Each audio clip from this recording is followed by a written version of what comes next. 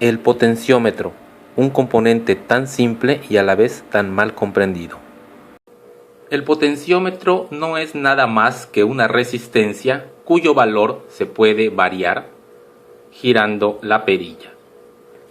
Este, por ejemplo, es de 50 kiloohms, lo que significa que cuando el potenciómetro está en su valor mínimo tendremos 0 ohms y en su valor máximo tendremos 50.000 ohms de resistencia.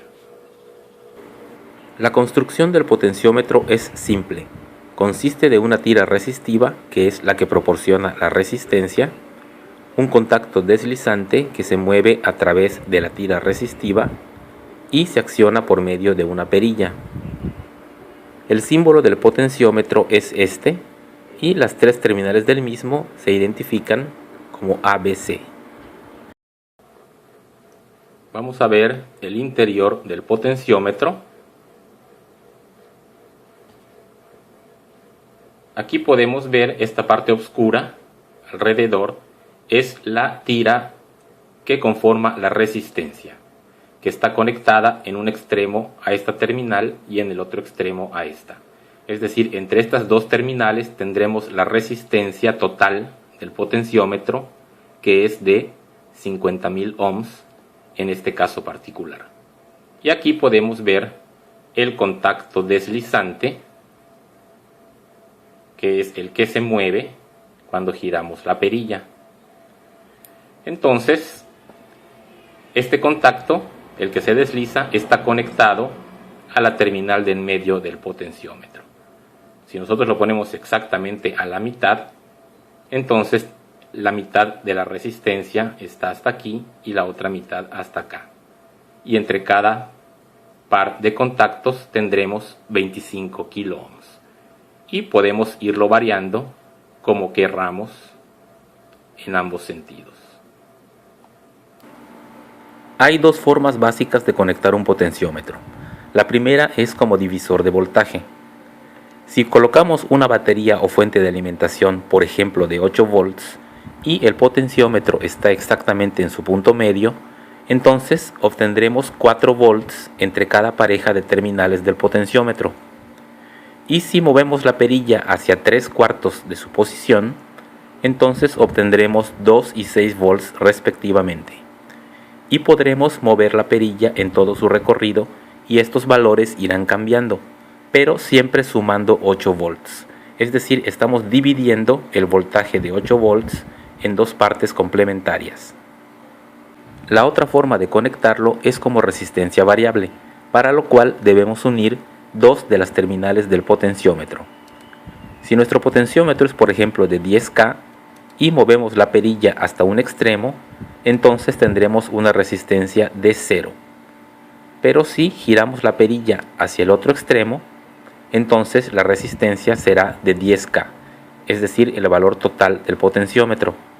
Y obviamente moviendo la perilla podremos variar la resistencia entre 0 y 10K.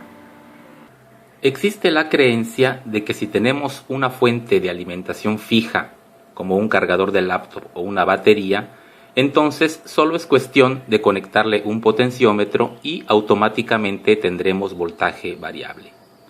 Ojalá fuera tan simple. Ahora vamos a ver por qué esto no es así.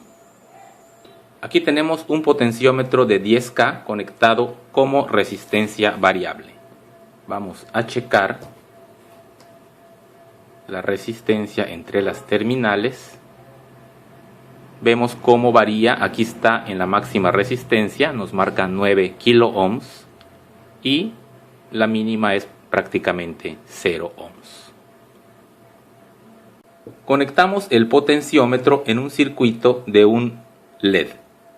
Es decir, la alimentación de la pila, 3 volts, pasa por el LED a través del potenciómetro para poder variar el voltaje. Entonces vamos a observar, vamos a mover el potenciómetro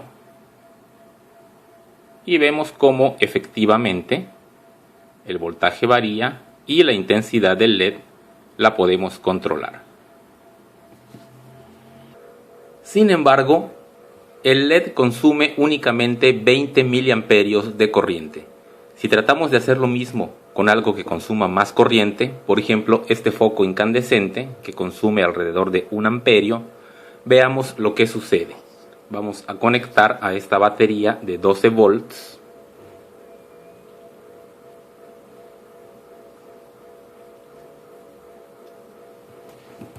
Y se quemó el potenciómetro.